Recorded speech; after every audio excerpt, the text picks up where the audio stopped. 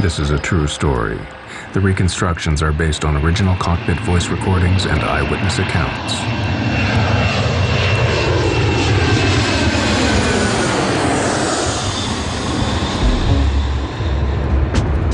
Modern airliners are among the most complex and reliable machines in common use, but occasionally, delays in fixing a known problem have led to catastrophe. This is the story of one of the most terrifying and tragically avoidable accidents in recent history. It shows what happens when a 747 suffers a devastating explosion at high altitude, and how the crew struggled with an unprecedented crisis. It is also a powerful personal story of grief and a relentless investigation to uncover the full, disturbing truth. Lee can't have died for nothing. You know, you've got to find out why he died, and you've just got to make sure that it never happens again. And it reveals how other, known problems in aircraft design have continued to go uncorrected, causing further avoidable accidents. So would I be surprised if it happened again? I would be surprised if it didn't happen again. It is a matter of time.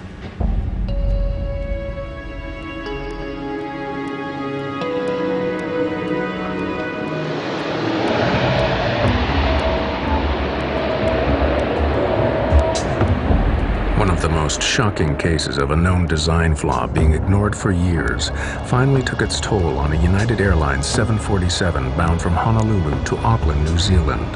As Flight 811 prepared for takeoff, no one on board thought there could be a serious weakness in the aircraft. But the crew were concerned by another recent tragedy. We were in the aftermath of Lockerbie, and I had instructed the crew to be particularly aware because it was a through flight from Los Angeles going through to New Zealand. So in my pre-flight briefing, I had asked them to make sure that they checked any baggage that looked suspicious or anything, because we wanted to be extra cautious. Flight 811 was heavily loaded, 337 passengers, crowded cargo holds, and a full fuel load. The doors closed on time, and the plane left the gate just before 2 o'clock in the morning for a routine 8-hour flight.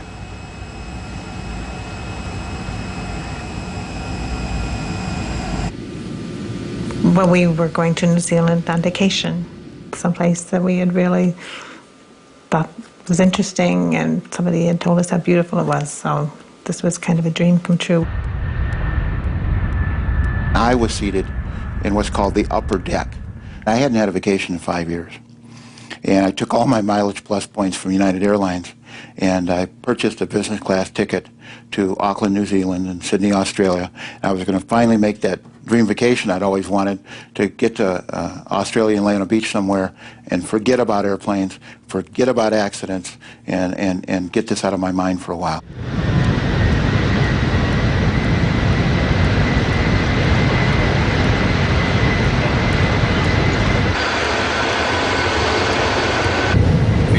On the flight deck, Captain Dave Cronin was hugely experienced, just 2 months short of retirement.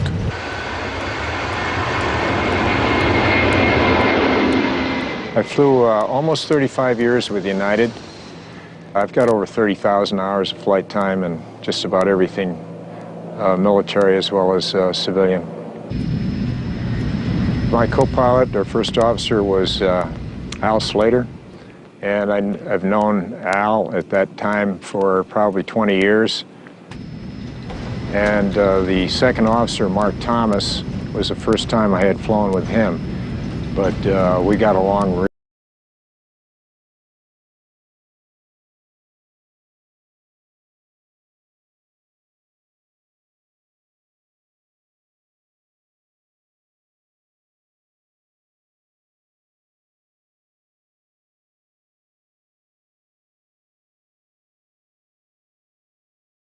So I left the seatbelt sign on. Captain Cronin's decision to keep people fastened in their seats would save the lives of many. We were still climbing out, and the seatbelt sign was still on, and just basically getting ready to serve beverages and then to tuck everyone in for the evening because it was going to be a long flight down to New Zealand. Okay, tell them we're going to detour over to the left. Center, United 811 Heavy, we're going to be detouring. Some weather here.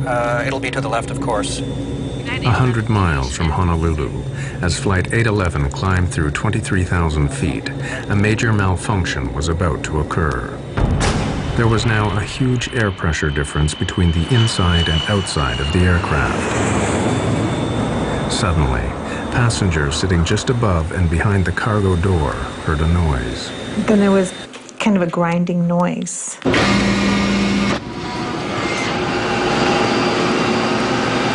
I heard like a thud.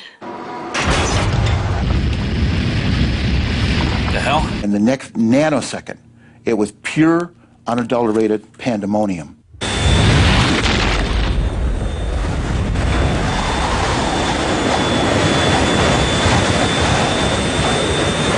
We lost number 3. Going down. It looks like we've lost number 3 engine and we're descending rapidly. Coming back. The next thing I knew, I found myself on the stairwell, hanging onto the rungs, and I immediately knew it was an explosive decompression. The cargo door had torn off and ripped a huge section of the plane with it. The pressurized air inside blasted out with explosive force. I immediately thought of Lockerbie. We actually thought it was a bomb that went off. It was hell on earth. Everything on the airplane that wasn't fastened down, tied down, or secured became airborne. The noise was incredible. Everything in front of us was gone. Where we were sitting, we were about 6 inches from the hole, so there was nothing in front of us or to the side of us. The whole side of the plane was gone. Actually, our feet were dangling on the hole, and I first thought we weren't going to make it. You know, I just didn't think there was any hope. With pressurized air blown out, the lack of oxygen at 23,000 feet was now suffocating the passengers and crew. It felt like someone had kicked me in the stomach, knocked the wind out of me. And I remember trying to catch my breath and couldn't. You're supposed to grab those oxygen masks and put them on, except the oxygen masks in that cabin, they were ripped out of the ceiling and they weren't there. And I remember thinking to myself, this is what it feels like to suffocate. United 811 Heavy, we're doing an emergency descent. The pilots could tell from their instruments that the number 3 engine was failing, but they couldn't tell the full extent of the damage. Their priority was to get the plane down to a level where they could breathe normally. Put your mask on, Dave. But the pilots also didn't know that the explosion had destroyed the aircraft's entire oxygen supply. Can't get any oxygen. We're not getting any oxygen. You getting any? I can't get any either. With the plane heading steeply down and no word from the cockpit, the cabin crew feared the worst. I remember thinking that the cockpit, which is up in the upper deck, had probably blown off the airplane too, because as far up as we could see, there was nothing there.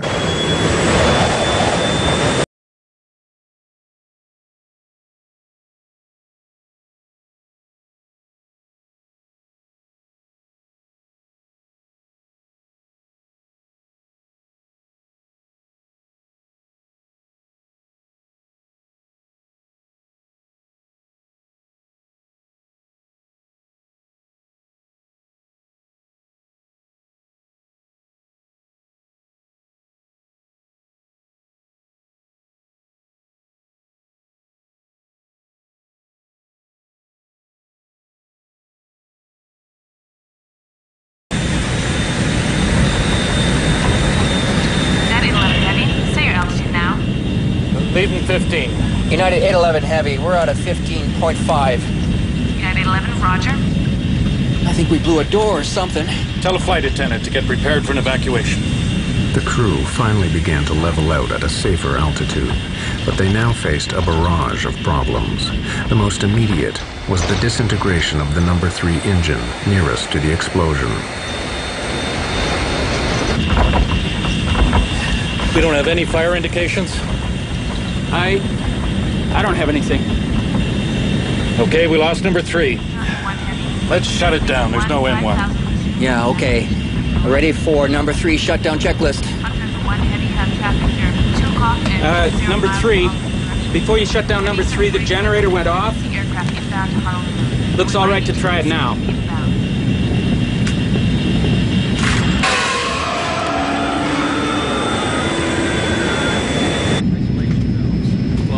Well, let's stop the vibration anyway. Fuel jettison procedure. Main boost pumps on. Center, United 811. We need the equipment standing by. Company notified, please. Got a control problem. Roger. Center wing. Left, right. Valves on. Start dumping the fuel. I am dumping. One stewardess had been seriously injured by debris. As Laura Brettlinger helped her, the full gravity of their situation suddenly became clear. As I'm holding her in my arms, I looked up, and as I looked up, that was the first time I saw this tremendous hole on the side of the aircraft that was just a void, and seats were missing, and I immediately knew that we had lost passengers. 5 rows of seats had been blown out in the decompression, killing 9 passengers. On the flight deck, the crew had turned the stricken plane back to Honolulu, but with 128 kilometers still to go, the crisis now got far worse. We got a hell of a control problem here. I got almost full rudder on this thing. Are you dumping as fast as you can? I'm dumping everything. We got a problem with number 4 engine? Yeah. Debris from the explosion had also damaged the number 4 engine. If it failed completely, the implications were severe. If you're on 2 engines and you weigh 700,000 pounds, that is a big deal. Simply because with that kind of weight, 2 engines are not going to keep you in the air. You're going to come down.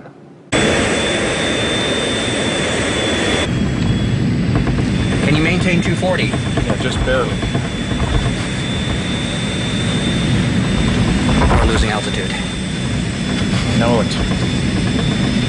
Center, United 811 Heavy. Do you have a fix on us? Affirmative, sir. I have you on radar. Okay, we've lost engine number 3, and we don't have full power on engine number 4. We can't hold altitude right now. We're dumping fuel, so... United 811 Heavy, roger.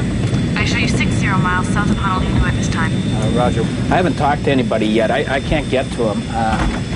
You want me to go downstairs and take a look? Yeah, let's see what's happening down there. I think we lost a compressor, but... Can't hold altitude. Yeah, I told him that we're Put gonna... some max on there. I got takeoff power on this thing. Whatever you need, Captain. Although the number 4 engine was failing, the pilots pushed it, along with the remaining engines, to full power, a setting they should not be run at for more than 2 minutes. But the nearest land was 15 minutes away. I look out the window on the right-hand side, and I see flames, big flames. And I know what flames in the engine means. It's not good. The pilots were unaware that number 4 engine was now on fire. You got 250 knots now. That's good. 7,000... Yeah, we're getting more rumble. Watch.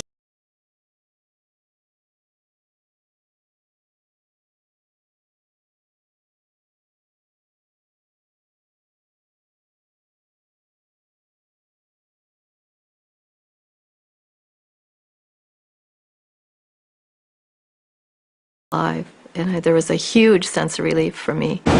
He saw the hole, turned as white as a sheet, and I screamed to him, "Dear God, please get us down."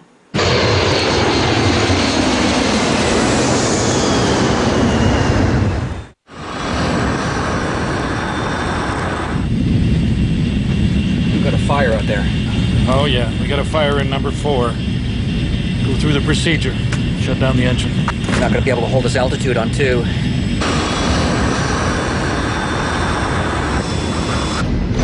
We got a fire on the right side. We're on 2 engines now. The whole right side, it's just gone from about the one right back to it's just open. You're just looking outside. What do you mean? It looks like a bomb. Fuselage? Yeah, the fuselage, it's just open. Okay, it looks like we got a bomb that went off on the right side. The whole right side is gone. Yeah, from about the one right back to, Anybody? Some people are probably gone. I don't know. I knew that we had lost people. I didn't know how many. In fact, I didn't know until the next day how many were lost. But, you know, it's a terrible thing when you're a captain of an airplane and you lose passengers.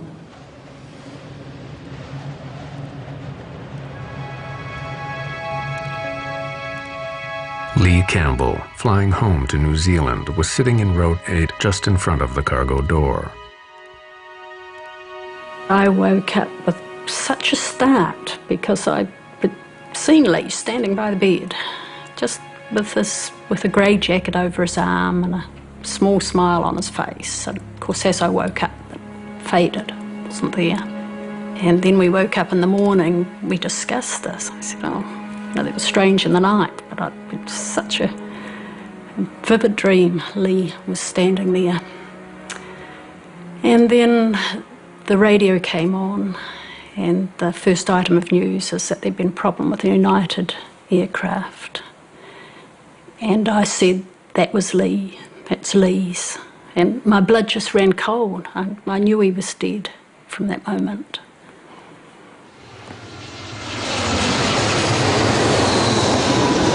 Center, do you read?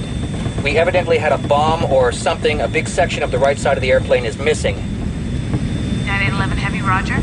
I wouldn't go any faster than I had to because that hole, I mean, I wouldn't get it over 250 knots because that's a big... Okay, what's our stall speed? I wouldn't go below 240.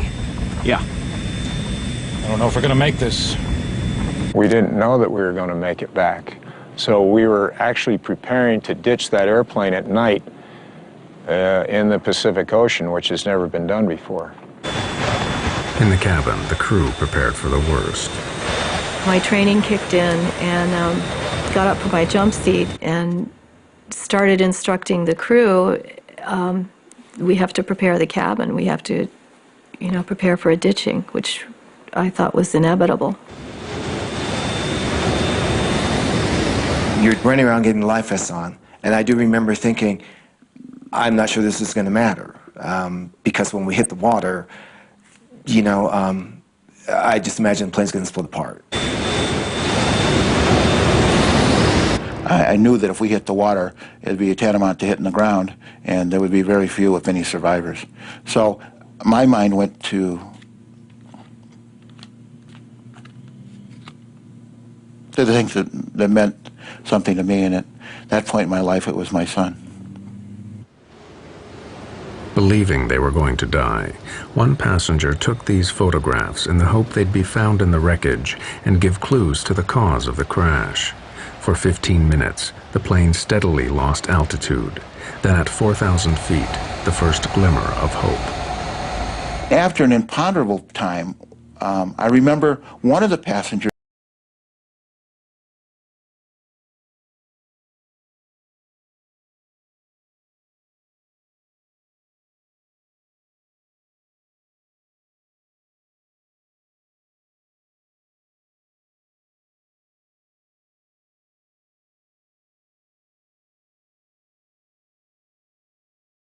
We're 21 miles out. We're in good shape. But the danger was far from over. At Honolulu Airport, an emergency was declared. All other aircraft were diverted, and the rescue services prepared for the crash landing of a fully loaded airliner. Hey, you want to give me some speeds? Yeah, 150 is going to be your 2-engine. Use a 160. Souls on board if you have it. Okay, souls on board. 160 is the minimum. Stand by, United 811 Heavy. I don't know how many's on board. 200 and, I don't have the paperwork in front of me here. We're too busy right now. 200 and something. 6 minutes from the airport, the crew now had to slow down the overweight plane for landing. But the effect of this was unknown.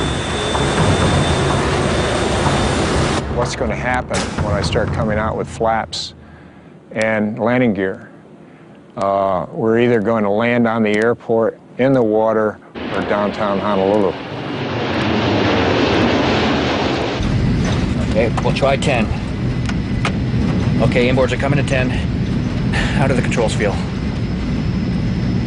All right so far. But the flaps were damaged and could not fully extend. This meant that Flight 811 would have to land dangerously fast. You have 811 Heavy. Do you have the airport in sight? It's over here to the right, Captain. Okay. Okay, we have the airport. United 811 Heavy. 811 is clear to land 8 left. Equipment standing by. Wind 05012. Clear to land. 8 left, United 811 Heavy. As the unstable 747 lined up for landing, the pilots knew they would only have one chance. But even if they got it on the runway, the nagging question remained. Would the stress of impact cause the damaged and overweight aircraft to disintegrate?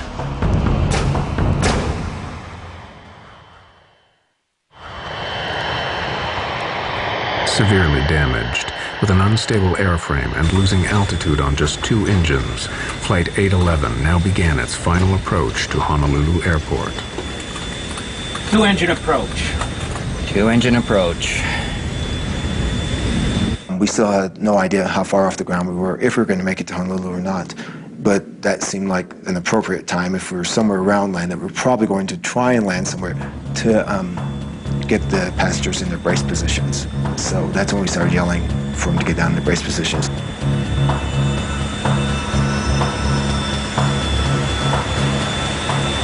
Every molecule in my body combined to express, get this damn airplane on the ground.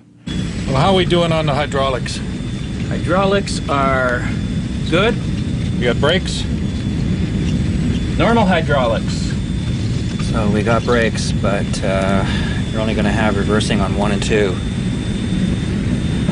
Though I thought maybe there was a chance that we were going to actually be able to attempt to land, the thought came to my mind, what happens now? Do we, on impact, do we explode? Do we fall out this huge hole? Despite dumping fuel, the aircraft was still critically overweight, but without full flaps to keep it in the air. It had to approach fast. 1,000 down. The danger was that the undercarriage could shear off and the plane break up. Top and a half high. 190.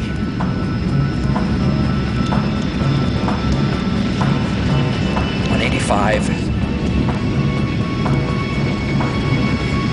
A little slow, Dave. It's below what we want.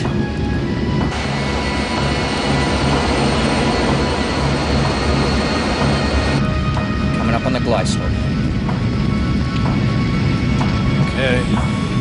Now let's try the gear. No one knew if the explosion had damaged the landing gear. I remember Laura saying to me that she didn't hear the landing gear go down. And it was loud, it was still loud, and I didn't hear the landing gear go down. So that's another thought. Maybe they can't get the landing gear down. Maybe it's not down. You've got the gear down, we're clear to land, and everything's taken care of as far as we know.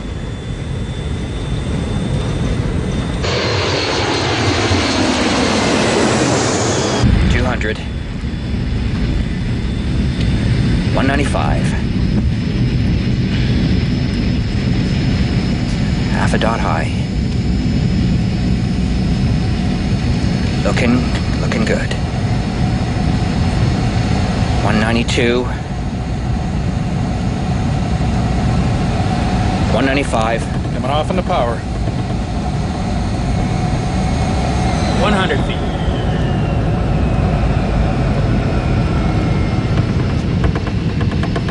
50 feet.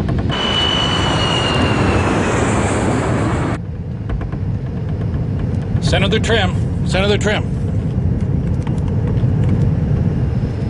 30. 10. 0. We're on.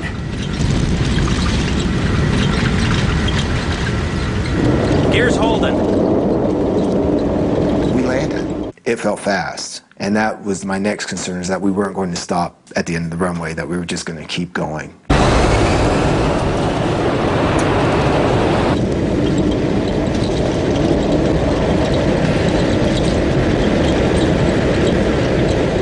And all of a sudden, we were slowing down, and I said, "Oh my God, we've landed. We're on ground." And the people started applauding.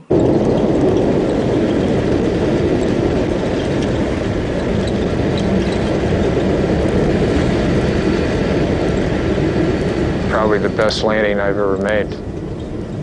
When we finally stopped on the runway, we deployed all 10 chutes, and the flight attendants evacuated all the passengers. It's amazing how fast everyone went. My understanding is like less than 45 seconds, 330 people were off the airplane. We were probably 20 feet off the ground, and I would have stepped out of the airplane without a slide. I wanted to get off so bad. When we got all our switches off, I ran through the airplane, made sure there was no one else on the airplane, came up to the door one left, and went down the slide, and I came around the front and I saw that humongous hole in the side, and I just couldn't believe it.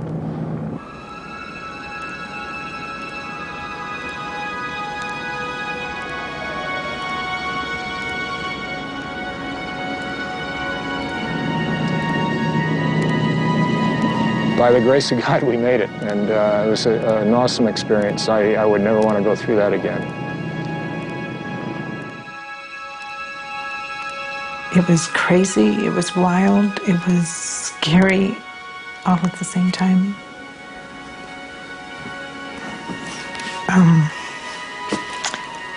I just thought that was the end, that we were going to die. I mean, that was my first thought, that this is the end.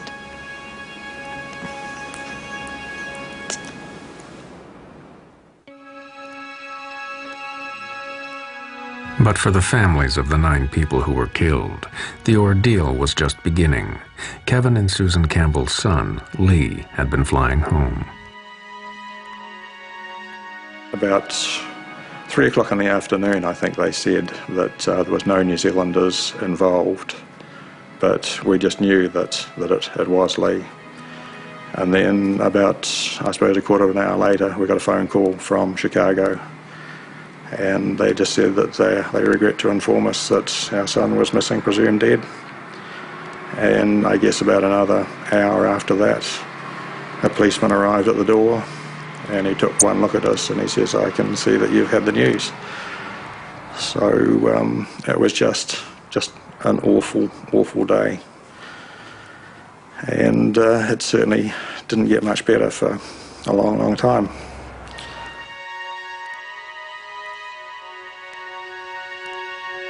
Although Lee's body had not been recovered, the Campbells flew straight to the wrecked aircraft in Honolulu. Your initial feeling is that you want to be as close to the spot where your relative died, and that was the aircraft. So we had to immediately go in and see the aircraft. The damage inside was horrific, just a total mess.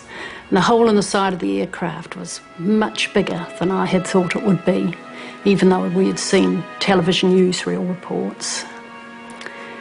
And it was so sad to get in and actually see where Lee's seat had been. The legs of the seat were still there. There was a good bit of fuselage beside him, and still a window. But the Campbells' desire to find the cause of Lee's death inevitably brought them face to face with the dreadful details. They took us to the medical examiner's office as well, because they had found body parts and that sort of thing. So they didn't actually show us the body parts, but they showed us bits and pieces that they had recovered from the engines, and we got the medical examiner's report on what they had recovered. So, you know, we really would have preferred that it was Lee that went through the engine, because it would have been an immediate death, whereas it was a 4-minute fall down to the ocean, and we know that the people could have been alive as they were falling. And when you think about that, that's just horrific. As it became clear that their son's body would never be found, the Campbells' need to find the cause of the accident that killed him grew stronger. Lee can't have died for nothing. You know, you've got to find out why he died and you've just got to make sure that it never happens again. The Campbells embarked on a relentless personal investigation that would last nearly 2 years. But the loss of their son meant they would stop at nothing to uncover the truth.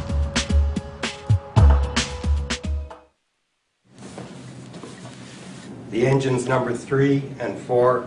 2 months after the accident on Flight 811, when the National Transportation Safety Board held preliminary hearings, the Campbells made sure they were there. But they soon grew frustrated.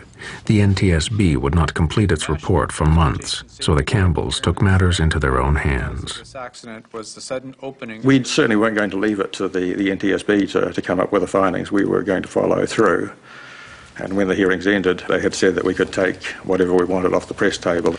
And Susan walked up to the top table and yelled out, "There's a really good setup here." So grabbed a box and loaded in all of the documents that we could find up there.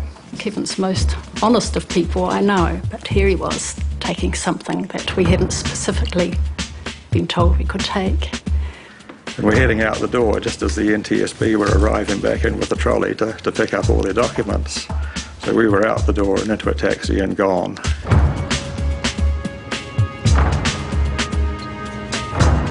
So we quickly realised we'd got a really good set of papers with a lot of things that hadn't been released to the public. We were able to really start our investigation in earnest at that stage. The unpublished documents revealed a disturbing catalogue of problems with the forward cargo door, going right back to its original design. Instead of a plug door that gets jammed into its frame as the aircraft pressurizes, Boeing opted for an outward opening door. This allowed for more cargo space, but was not fail-safe like the plug design. So Boeing built what they believed was a foolproof locking mechanism. What they do is they build in multiple redundancies to make sure the door is properly latched and does not open. And you build it in to a point of that it's extremely improbable that the door would ever open. So what went wrong on Flight 811? The Campbells soon discovered the problem lay in the design of the locking mechanism. To lock the cargo door on the 747, electric motors rotate C-shaped latches around pins in the door frame.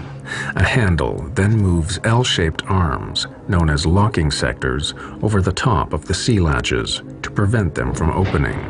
But as early as 1975, problems were found with the locking sectors. Kevin Campbell, an experienced engineer, built a model to show the weakness in the Boeing design. Initially, the locking sectors were made in aluminium, and in 1975, Boeing realised that they weren't strong enough, and they actually doubled up the aluminium to make it double thickness. But it still wasn't strong enough, and a lot of the airlines didn't even put the doublers on anyway. The weakness of the aluminum drastically increased the risk of the door accidentally opening. With the aluminium locking sectors, if the C-locks tried to backwind, open electrically, it would just push the locking sector out of the way. It just simply wasn't up to the job that it was designed for. For 20 years before the catastrophe on Flight 811, 747s had been flying with this crucial weakness.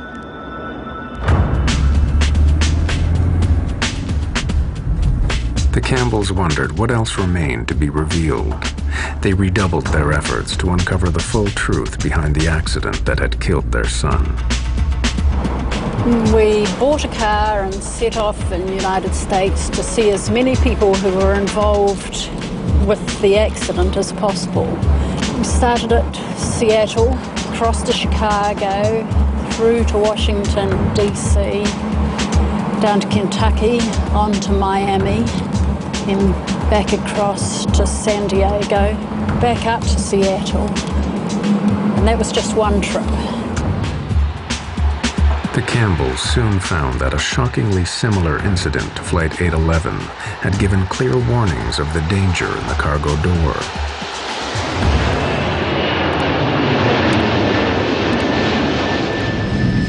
1987, 2 years before Flight 811, a Pan Am 747 had been climbing out of Heathrow when it failed to pressurize at 20,000 feet.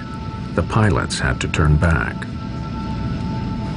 When they got back to Heathrow, they found that the door was hanging open 1.5 inches at the bottom and all of the locks were open. When it got to the maintenance base, they found that all of the locking sectors were either bent or broken. Why had the sea latches turned and bent back the locking sectors? Boeing claimed that ground crew must have mishandled the mechanism. But the Campbells' investigation uncovered another vital clue to why the sea latches had turned.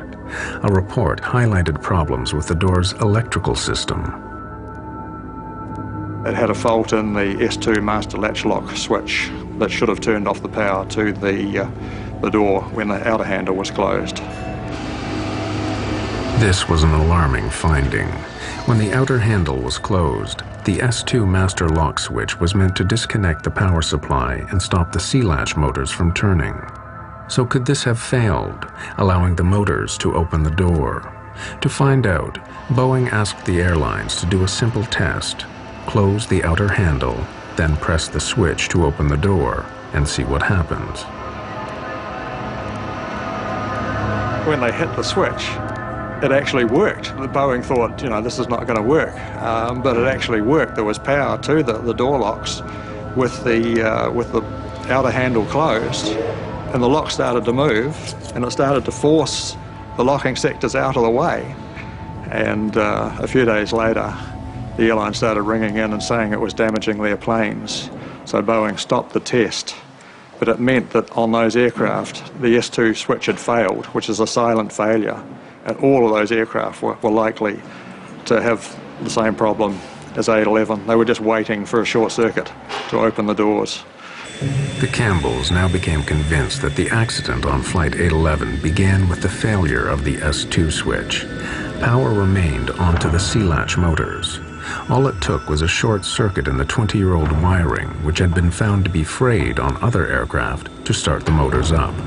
The aluminum locking sectors were too weak to stop the latches turning, and the cargo door burst open.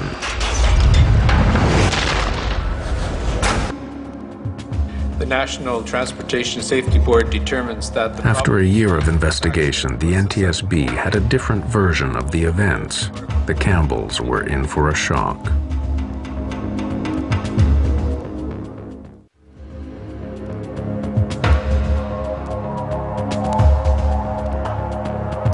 After waiting a year for the official report, Kevin and Susan Campbell expected it to match their theory of what led to the accident on Flight 811. I assumed that we would have a report come out that this was an electrical malfunction, and was staggered when they came out and said that the door had been mishandled. For the Campbells, the NTSB's flawed explanation and failure to mention the electrical problems just wasn't good enough. They went back to investigating the accident on Flight 811 and soon found disturbing evidence of how it could and should have been prevented.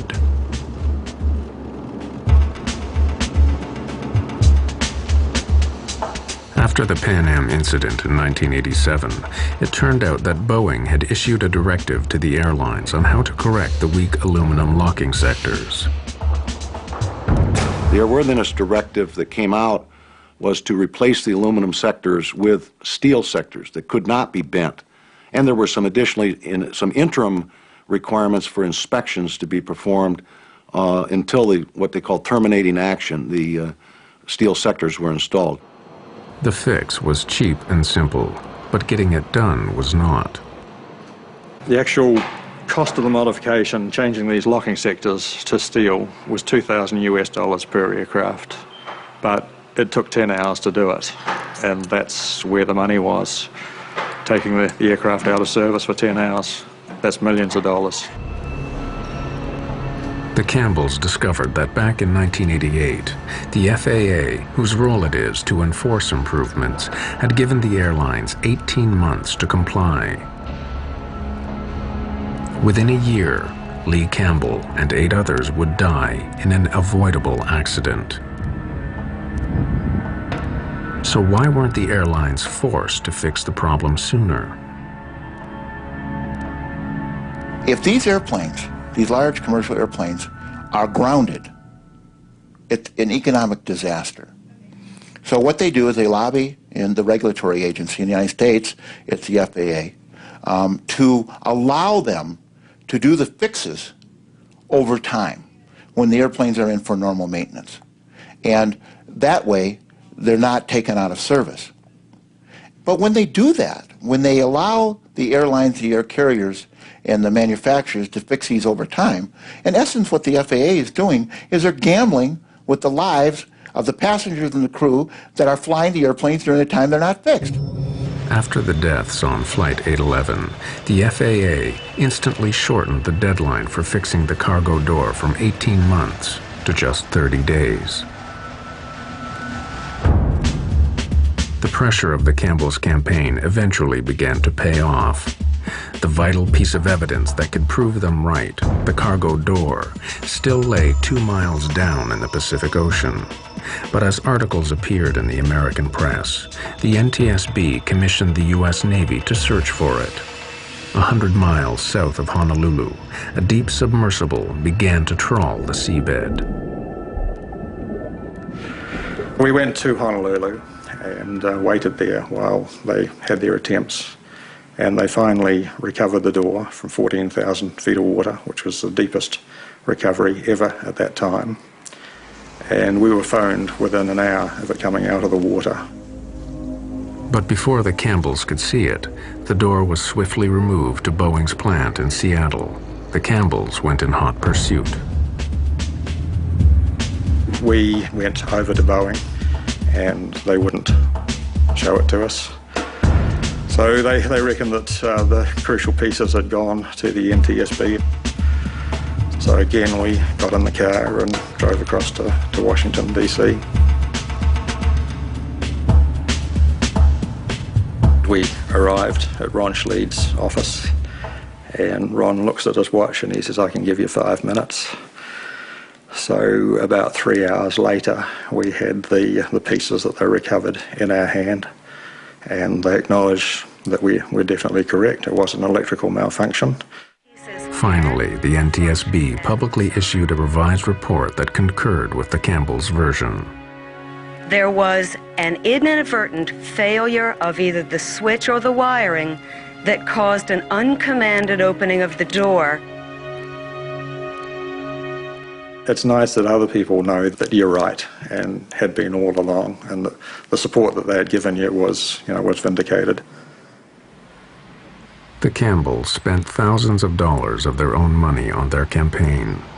They were never interested in a financial settlement for Lee's death, but they did persuade United and Boeing to set up a university scholarship in his name. I couldn't have lived with myself if we had done no investigating ourselves. It was just something we both felt we needed to do. We didn't even discuss it. We just knew that's what we would do. Yeah. But despite long and public campaigns like that of the Campbells, critics fear that the airline industry has not learned the lessons from Flight 811. The regulatory agencies, they have a dual charge. One is to encourage aviation, and another is aviation safety. And when they get in a position where you have economics up against air safety, they tend to err on the side of economics rather than safety. Serious accidents caused by known defects have continued to occur. In the 1990s, known problems in aircraft de-icing systems led to crashes. At least 3 planes have had fatal fires due to known dangers from flammable insulation material. In 1998, a fully laden 747 blew itself up over the Atlantic when known faults in the old wiring ignited known hazards in the fuel tanks. Inevitably, experts are skeptical about the industry's record of balancing profit against prevention. And what the industry says, to go in and replace this wiring would ground all these airplanes, would be astronomically expensive. One airplane every 10 years, one airplane every 5 years, 200-300 people, cost of doing business. Cost of doing business. And that's a great economic analysis, and unless your mother or your child is on board one of these airplanes that happens to pay the price for their economic satisfaction.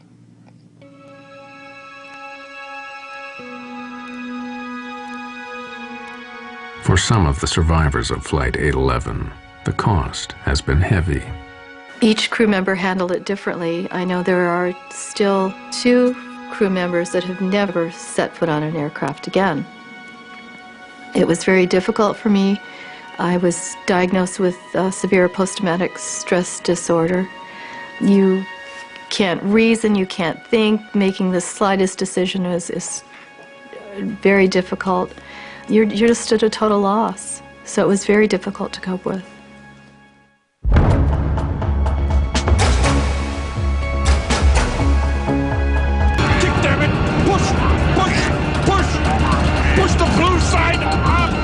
They tried to fly the airplane even upside down. They never for a moment believed that they could not find a way to control this airplane. I'm pushing. Okay, let's get rudder. Left rudder. Can't reach it. Okay. Right rudder. Plane was being knocked from side to side. It turned upside down. It was spinning. Persons were being thrown against the walls of the plane, falling out of their seats, and the cockpit voice recorder screaming unbelievable, horrible last few minutes of their lives. Are we flying? We're flying. Tell them what we're doing. Let me just, damn. At least upside down, we're flying. Yeah. And it was so violently upside down that the pilots were hanging from their shoulder straps. Passengers don't have shoulder straps.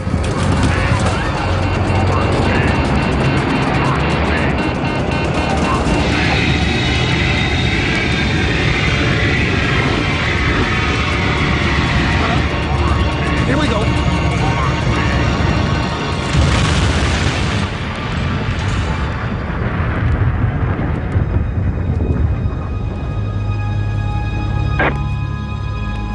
And he just hit the water. Yes, sir. He hit the water. He's down.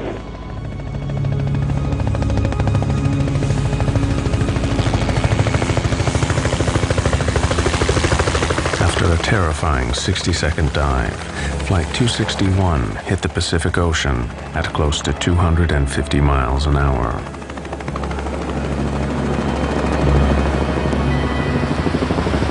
Rescue helicopters were soon at the crash site, but there were no survivors.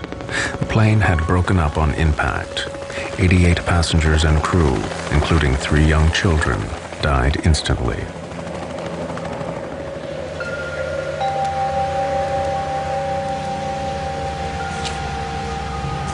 Fred Miller lost his daughter Abby and her husband Ryan.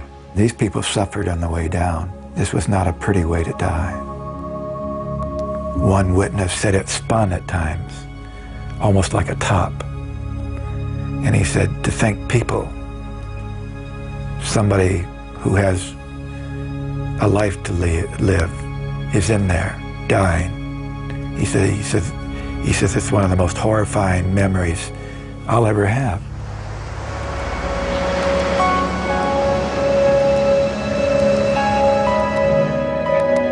Susan De Silva lost her husband, Dean. I know that they went through a horrible, horrible experience. This was a violent end these people suffered. There were no bodies that were intact or even close to intact. And they were conscious for a long time before it all came apart. Colleen Worley died along with her fiancé, Monty. As a mother, keep waiting for your child to come home.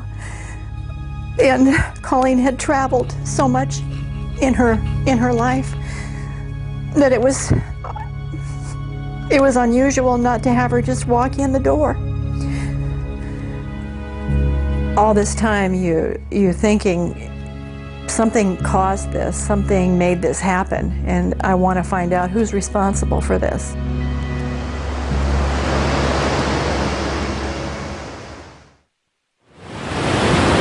The investigation into Alaska Airlines Flight 261 began to swing into gear. but the wreckage lay 700 feet down.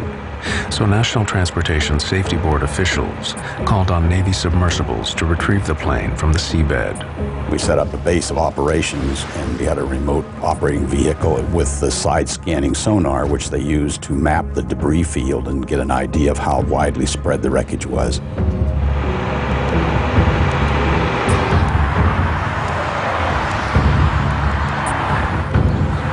At the National Transportation Safety Board headquarters in Washington, the investigators' immediate concern was to find out what had brought the plane down.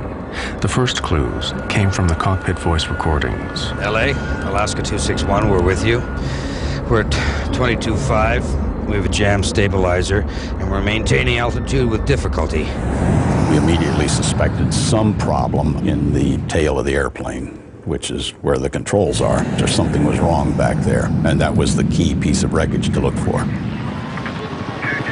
The MD-83 that crashed was a revised version of the Douglas Corporation's DC-9, which was an extremely popular plane.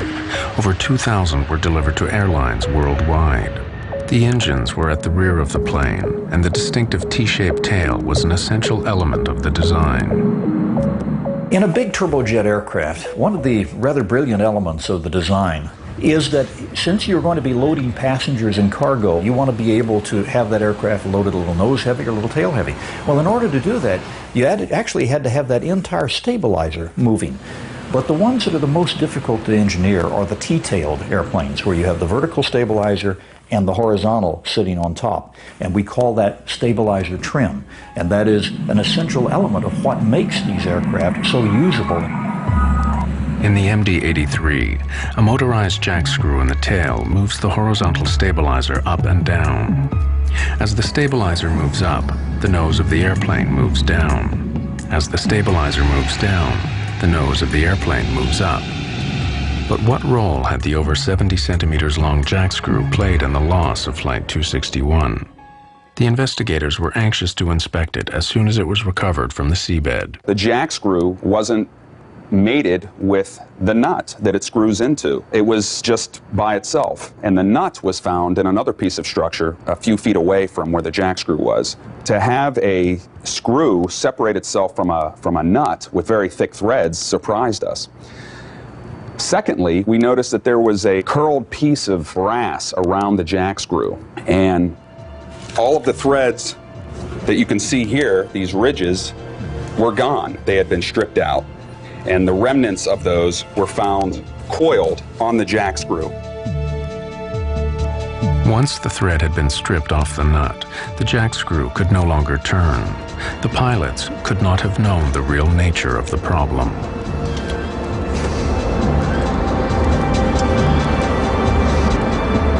The crew was confronted with a situation that had never occurred before. There is no failed jack screw procedure in the quick reference handbooks that they have available. There is no training for it.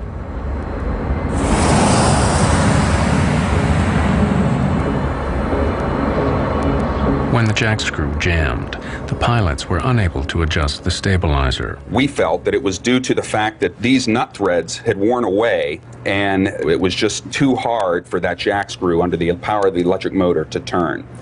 That gave the flight crew an indication that there was a problem. The crew knew they had a problem in the tailplane, but they had no idea what. Two motors controlled the jack screw, and they tried each of them in turn. But the pilots' attempts to free the jammed stabilizer made their situation worse. We're at 23.7. Request. Yeah, we got it under control here. No, we don't. Where they went wrong was that they wanted to try both the alternate and the primary trim motors at the same time. When the pilots switched both the electric motors on, the jack screw moved, but the threads had given way, and the jack screw was now held only by a single retaining nut. From this point on, the plane was doomed. That end nut was never designed to hold the loads generated aerodynamically by the airplane. Let's get speed brakes. Give me high pressure pumps. Okay. Now we know, in the glaring light of hindsight, now when we turn the situation around in time and look back, we can see that this aircrew and no aircrew should have ever been fooling with the trim and trying to run it back and forth. The retaining nut grew weaker and weaker. Then, finally, through the loads beating down on that nut, the nut finally failed. Feel that? Yep. Okay, give me slats. The jack screw slid completely out of the Acme nut, allowing the horizontal stabilizer to move well beyond its aerodynamic limits. This is a bitch. Is it? Yeah. The stabilizer forced the plane down, and now completely out of control, it rolled over into its final dive. Okay, let's kick rudder. Slap rudder. Up rudder. I can't reach it. This crew was working to recover the aircraft right down to the water. I mean, they did not give up the whole way down through the descent.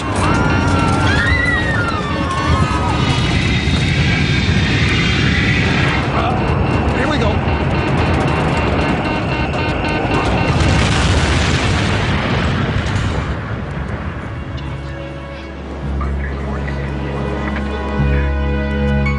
It was clear to the investigators that the failure of the jack screw was the only explanation for the plane's erratic flight path and final dive. But why had this happened? Why had the jack screw failed?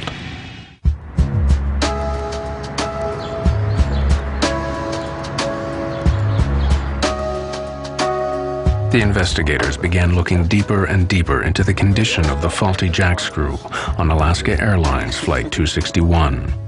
What had caused it to fail? There was no lubrication or visible grease on the working area of the screw. That was surprising and strange.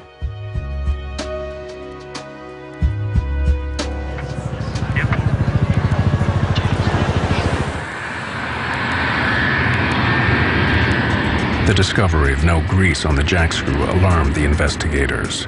They alerted the Federal Aviation Administration, who ordered an immediate check on all MD-80s in the USA.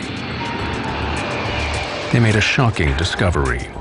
At Alaska Airlines, in 6 of its fleet of 34 planes, the jack screw assembly needed to be replaced after failing new inspections.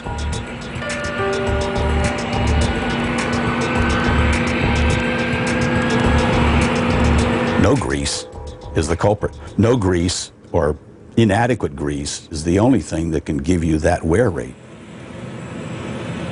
A simple lack of grease led to the failure of the jack screw and the loss of 88 lives. But why did this happen at Alaska Airlines?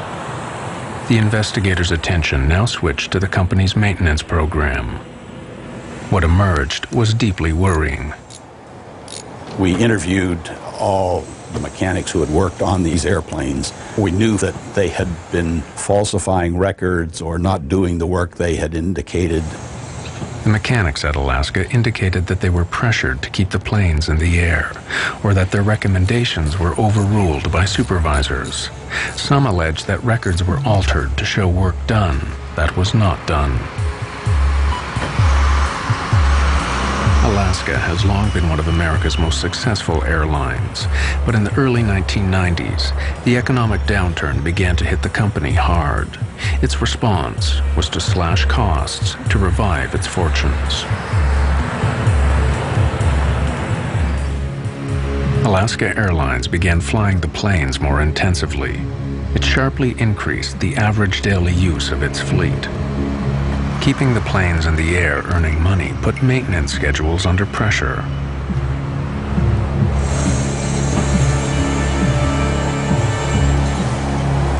John Leotine was a lead mechanic at Alaska Airlines Oakland maintenance facility, where he worked for over 8 years. Leotine felt that the new pressures on maintenance put passengers' lives at risk. He was to pay dearly for expressing those concerns. We have used an actor to portray his experiences based on his sworn evidence to the NTSB. Leontine claimed that planes were pushed back into service too quickly. Sometimes, rather than wait for a replacement part or repair, supervisors passed planes fit for service, free to carry passengers up into the air.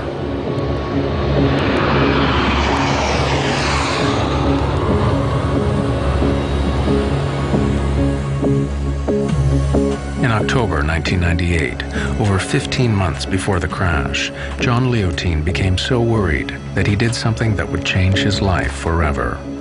He reported Alaska Airlines to the U.S. Federal Aviation Administration, alleging violations in maintenance procedures. There were very few voices at Alaska who had concerns about the maintenance. There should have been more, and there should have been people listening. John Leontine is a hero in my book.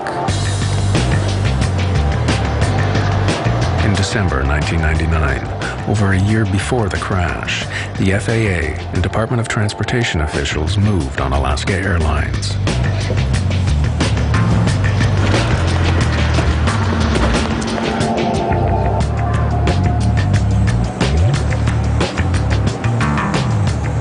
The case was referred to federal prosecutors, and the FBI raided Alaska's maintenance facilities and seized thousands of records. The raid was the opening shot in a federal grand jury investigation which would last 3 years.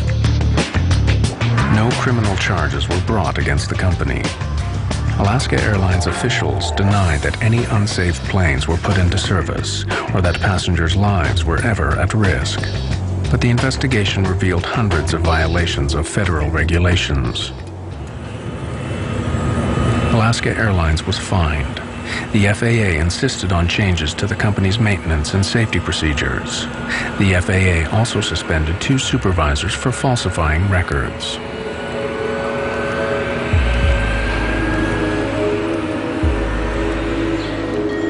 Like other whistleblowers, John Leontine would pay heavily for his efforts to save lives. Alaska Airlines put him on paid leave from his job, costing him thousands of dollars in regular overtime earnings.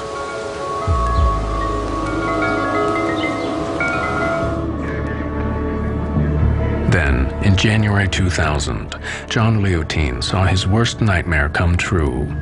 The kind of accident he had tried to prevent by contacting the federal authorities now took place just off the California coast.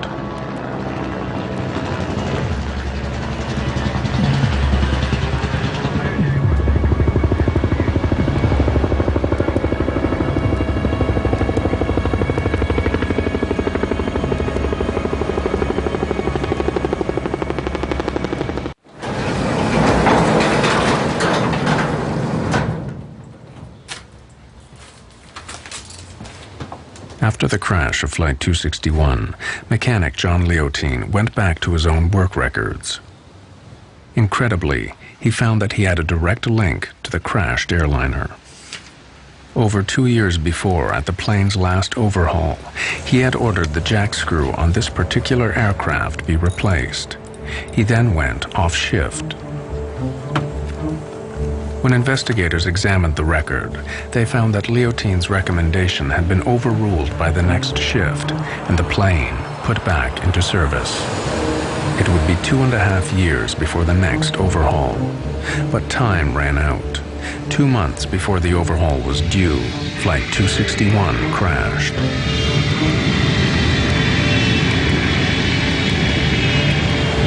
Alaska Airlines labeled Leontine a disruptive influence. Later, he sued the company for libel. Alaska settled. But Leontine could no longer work in the industry he loved. I get calls almost every week of somebody saying, should I blow the whistle? And I always tell them, you need to know, you need to be prepared to find another line of work, because you will not work in the industry and you will not work in the government. In most cases, it's almost impossible to be a whistleblower and survive your career.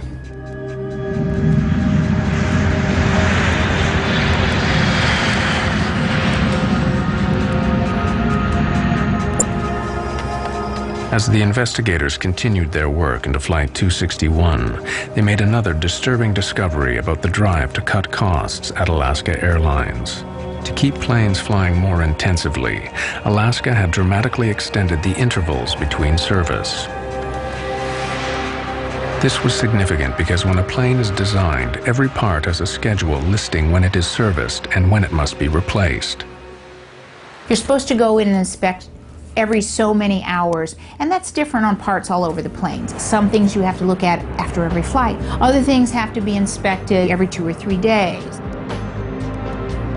By 1996, Alaska Airlines extended the intervals between MD-80 jackscrew lubrications by 400%. Now, there was over 2,500 hours between each service. The extended service intervals were to prove fatal for Flight 261.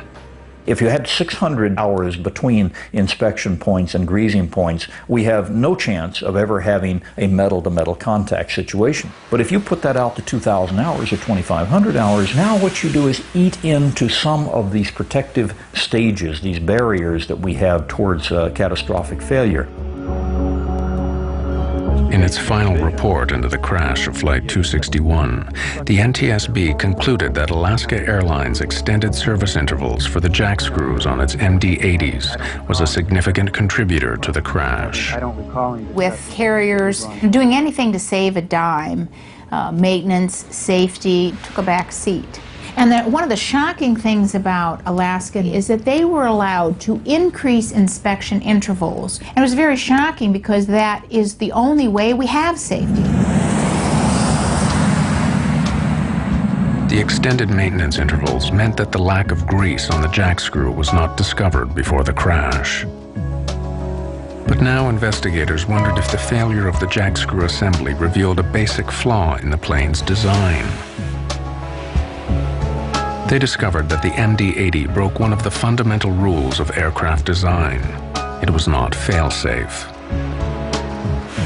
The design philosophy that has made aviation so safe is that we should never ever have a situation in which one catastrophic failure of some component of the airplane causes us to lose the airplane. There was no backup to the jack screw and its nut. Engineers never envisioned a situation on the MD-80 where the jack screw might fail. With inspections every 600 flight hours and replacement every 2,000 hours, the designers did not add an additional redundant backup system. It was utterly laughable that they said it was a redundant system. There's one screw and there's one nut. That's all there is. It's not redundant. The MD-80 continues to fly worldwide, despite the revelation of this potentially dangerous design flaw. The jack screw assembly has not been redesigned. Inspection intervals have been shortened, but airlines still rely on proper maintenance to prevent the same accident happening again. In its final report, the National Transportation Safety Board concluded that the crash of Flight 261 was due to the lack of adequate greasing and the stretched service intervals. When coupled with the design of the jack screw, these failures led to a completely avoidable accident and the loss of 88 lives.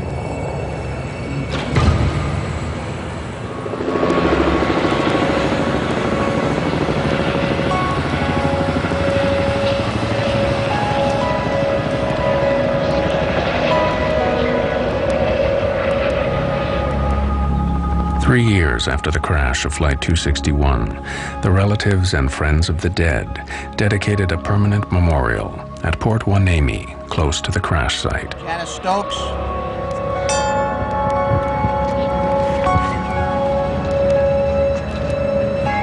I think the best thing and the only thing in our infinite inadequacy of making up for the loss from this life is to say something that we've been able to say on a lot of other accidents to other grieving families, and that is, those deaths will not be in vain.